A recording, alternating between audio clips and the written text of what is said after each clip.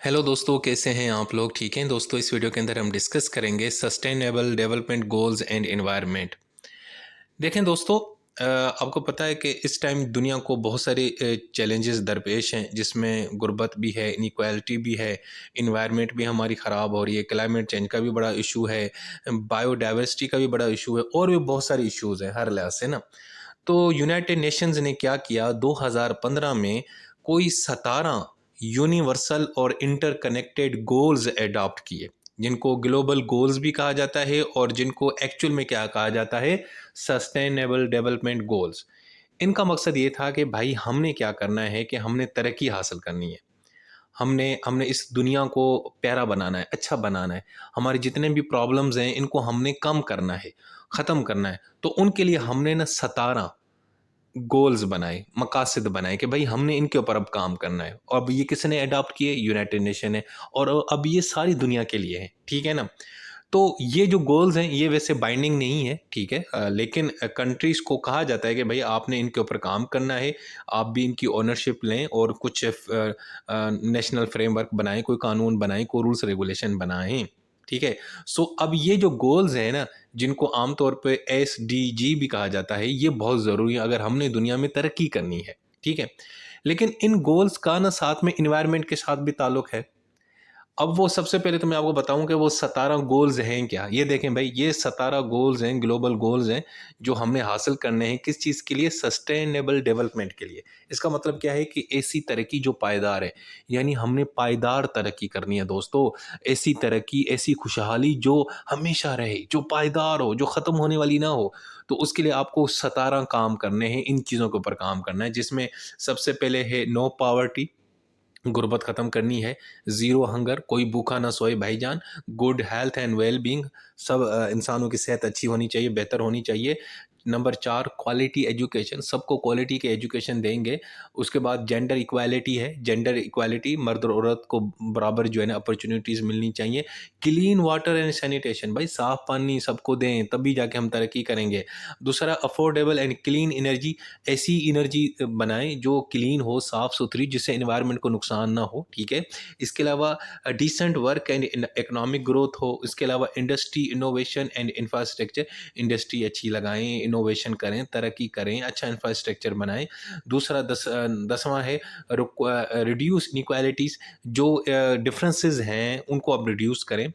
11 number है sustainable cities and communities, ऐसे शहर बनाएँ जो पायदार हों, कम्युनिटीज़ ऐसी बनाएँ जो पायदार हों, सस्टेनेबल हों, तरक्की कर रहे हों, जिनको बनाने के बाद हमें कोई और मुश्किल पेश ना आए। इसके अलावा 12 नंबर पे है रिस्पॉन्सिबल कंज़प्शन एंड प्रोडक्शन, आपने कुछ चीज़ों को कंज़्यूम करना है, अच्छे से कंज़्यूम करें, प्रोड्यूस करना है तो अच्छे से करें, ज़िम्मेदारी के साथ प्रोड्यूस करें और कंज़्यूम करें।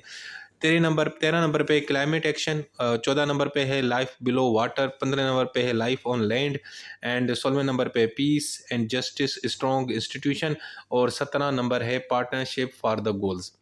अब ये जो 17 गोल्स हैं ना दोस्तों, ये हमें चाहिए अगर हमने तरक्की करनी है। तो ये यूनाइटेड नेशन ने 2015 में हमें बताए। अब हम ये डिस्कस करेंगे कि इनका और एनवायरनमेंट का आपस में कोई ताल्लुक है कि नहीं है। तो दोस्तों, इनका आपस में बहुत ही गहरा ताल्लुक है, ठीक है ना? सस्टेनेबल डेवलपमेंट, भाई पायदार तरक्की और खुशहाली, भाई एनवायरनमेंट को महफूज बनाए बगैर मुमकिन ही नहीं है। अगर एनवायरनमेंट अच्छी ना हो, बेहतर ना हो, तो भाई तरक्की आप कर सकते? नहीं कर सकते। तो अब जनाब हम सिर्फ़ कुछ मेजर एनवायरनमेंट से जो रिलेटेड डेवलपमेंट के गोल्स हैं उनके ऊपर बात करेंगे। सबसे पहले है 6 number, clean water and sanitation. देखें जी, सस्टेनेबल डेवलपमेंट के लिए साफ़-सुथरा पानी ज़रूरी है, सैनिटेशन ज़रूरी है। पानी को हमने ज़ाया नहीं होने देना, पानी की क्वालिटी को इम्प्रूव करना है, जो गंदा पानी है, वेस्ट वाटर है, उसकी ट्रीटमेंट का हमने बंदोबस्त करना है और जो वाटर इकोसिस्टम है उसको प्रोटेक्ट करना है, यानी कि जो समंदर है, जो दरिया हैं, इनका जो इकोसिस्टम है इनको महफूज बनाना है। उसके बाद है भाई जो एसडीजी 7 है, अफोर्डेबल एंड क्लीन एनर्जी, इसका भी इन्वायरमेंट से ताल्लुक है कि भाई हमने ये मॉडर्न एनर्जी और सस्टेनेबल और रिलायबल और अफोर्डेबल एक्सेस करनी है। यानी हमने रिन्यूएबल एनर्जी सोर्सेज को ज़्यादा इस्तेमाल करना है, यानी कि हवा, वाटर, सोलर, इनका इस्तेमाल करना है।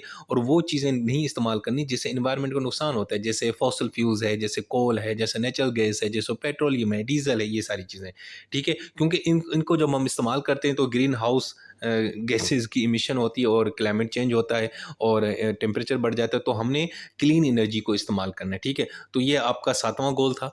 अच्छा जी, इसके बाद है SDG 9, industry, innovation and infrastructure. ये जो नवां गोल है ना दोस्तों, इसका भी ताल्लुक एनवायरनमेंट से है। ये क्या कहते हैं कि जी आपने ना ग्रीन टेक्नोलॉजीज़ का इस्तेमाल करना है, जो इंडस्ट्रियल प्रोसेस है वो क्लीन होना चाहिए, जो आपका इंफ्रास्ट्रक्चर है वो पायदार होना चाहिए। ऐसा इंफ्रास्ट्रक्चर ना बनाएं जो कुछ वक्त के बाद ख़राब हो जाए, डैमेज हो जाए और वहाँ से कोई चीज़ें निकलें।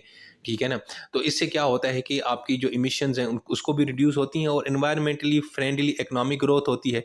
देखें, अगर आप इंडस्ट्री ऐसी लगा रहे हैं जिसमें से हर वक्त ख़राब धुआं निकल रहा है, उसमें कोई चेक एंड बैलेंस नहीं है, तो भाई एनवायरनमेंट को नुकसान होगा। और अगर आप ऐसी इनोवेशन कर रहे हो जिससे जो है ना इन मौसम को कोई नुकसान पहुंच रहा है, तो वो भी काम नहीं। तो हमने इंडस्ट्री, इनोवेशन, इंफ्रास्ट्रक्चर, इनका हमने इस तरह इनको बनाना है ताकि ये बिल्कुल साफ सुथरे हों और यानी कि जिससे कोई इन्वायरमेंट को नुकसान ना हो। उसके बाद एक 11 number goal, sustainable cities and communities. ये कहते हैं कि जी हमने ना एक सेफ, रिजिलिएंट और सस्टेनेबल शहर बनाने हैं, ऐसे शहर बनाने हैं जिससे इन्वायरमेंट को कोई नुकसान ना हो। यानी इस तरह की प्लानिंग करनी है, अर्बन प्लानिंग, और एयर पोल्यूशन हमने कम करनी है शहरों के अंदर। पब्लिक ट्रांसपोर्ट का जो सिस्टम है वो बेहतर बनाना है। भाई पब्लिक ट्रांसपोर्ट में से बहुत सारी चीज़ें निकलती हैं जो इन्वायरमेंट को नुकसान पहुँचते हैं, जो धुआँ निकलता है वो नुकसान होता है। और हमने जो इंफ्रास्ट्रक्चर भी बनाना है, अगर हमने बिल्डिंग भी बनानी है, प्लाज़ा भी बनाना है, तो वो इन्वायरमेंटली फ्रेंडली हो, वो इन्वायरमेंट से उसको कोई नुकसान ना हो। ठीक है ना? इस तरह। उसके बाद है 12 number goal, responsible consumption and production. ये कहते हैं कि भाई आप ना अच्छे तरीके से चीज़ों को कंज्यूम करें और उसको उनकी प्रोडक्शन करें ताकि जो रिसोर्सेज है उसका अच्छे से इस्तेमाल हो और जो गंदगी है वो कम से कम हो। अगर गंदगी है, कोई वेस्ट है, तो उसको रिसाइकिल करें। ठीक है, और वो केमिकल जो है और जो वेस्ट है उनको इस तरह से आपने जो है ना वो रिसाइकिल करना है ताकि इन्वायरमेंट को नुकसान ना हो। मिसाल के तौर पर, जैसे आपको पता है कि जो वेस्ट है उसमें डिफरेंट काइंड्स होती हैं, प्लास्टिक भी होता है, पेपर भी होता है, ऑर्गेनिक वेस्ट होता है, तो उनको आपने अलग अलग जो है ना सेपरेट रखना है ताकि उनको जो है ना रिसाइकिल करने में आसानी। ये ना हो कि सबको सभी चीज़ों को एक ही जगह जो है ना वो अपना डस्टबिन में फेंके, लैंडफिल करे ना, ऐसा नहीं है। ठीक है, क्योंकि इससे होती है पोल्यूशन। इसलिए अक्सर आपने अगर बड़े शहर देखे हों या बड़ी जगहें या बड़े हॉस्पिटल, तो उन्होंने 3 किस्म के डब्बे रखे होते हैं। उसने कहता है कि भाई पानी है तो यहाँ पे फेंको, अगर पेपर है, प्लास्टिक है तो यहाँ करो, कोई और चीज़ है तो यहाँ पे फेंके, ताकि हर चीज़ अलग-अलग जो है ना कचरा जो है ना अपनी-अपनी उसकी अलग-अलग डब्बा होना चाहिए, डस्टबिन होना चाहिए ताकि आगे चल के उसको रिसाइकिल करने में आसानी हो हमारी। ठीक है? अच्छा जी, उसके बाद 13 नंबर एसडीजी है, क्लाइमेट एक्शन। ये कहता है कि भाई क्लाइमेट चेंज को और उसके जो नुकसानात हैं, जो इम्पैक्ट है उसको कम करने की कोशिश करनी चाहिए। इसका मतलब है क्लाइमेट चेंज के हवाले से जो मिटिगेशन है उसको किस तरह कम करना है, उसकी जो हमने किस तरह एक्शन लेना है, और एडाप्टेशन की जो मेजर्स हैं, ठीक है, ऐसी मेजर्स जिससे हम ना क्लाइमेट चेंज के साथ ज़रा यानी ढल जाएँ और उसको फेस कर सकें। या जो डिज़ास्टर रिस्क रिडक्शन है, जो नुकसानात होते हैं उनको किस तरह हमने कम करना है, और साथ में जो इंटरनेशनल क्लाइमेट कमिटमेंट्स हैं, जो ट्रीटीज़ हैं, उनको हमने किस तरह इम्प्लीमेंट करना है। तो ये जो क्लाइमेट एक्शन है, यानी क्लाइमेट चेंज के हवाले से हमने कुछ ना कुछ इकदामात उठाने हैं, तो ये भी 13 नंबर एसडीजी है और इसका भी एनवायरनमेंट से ताल्लुक़ है। उसके बाद है जनाब एसडीजी 14, लाइफ बिलो अर्थ। देखें, इसका मतलब है कि भाई समंदर के नीचे या पानी के नीचे जो भी ज़िंदगी है, हमने उसको महफूज, मछलियों को, ठीक है, जो मेरीन पोल्यूशन है वो कम करनी है, जो हैबिटेट डिस्ट्रक्शन हो रही है वो ख़त्म करनी है। हम चाहते हैं कि समंदर के नीचे भी जो चीज़ें हैं, आपको पता है वहाँ पे बड़ी कमाल की खूबसूरत चीज़ें होती हैं, वहाँ पे पौधे वगैरह भी होते हैं, कोरल रीफ जिनको कहा जाता है, उनको भी हमने महफूज बनाना है। ठीक है, ताकि जो मेरीन की बायोडाइवर्सिटी है, जो पानी के नीचे जो दुनिया बसती है, वो भी महफूज रहनी चाहिए। उसके बाद जनाब 15 नंबर लाइफ ऑन लैंड, मतलब धरती के ऊपर जो भी ज़िंदगी गुजर रही है हमने उसको प्रोटेक्ट करना है। हमने अपने धरती का जो इकोसिस्टम है उसको बेहतर बनाना है। हमने जो फॉरेस्ट है, जो जंगलात हैं उनको महफूज बनाना है। हमने डेजर्टिफिकेशन यानी कि ऐसी ज़मीन जो जो दिन ब दिन जो है ना वो बंजर बनती जा रही है, जो रेगिस्तान बनती जा रही है, उसको हमने कम करना है, उसको आबाद करना है, उसको हमने ग्रीन करना है।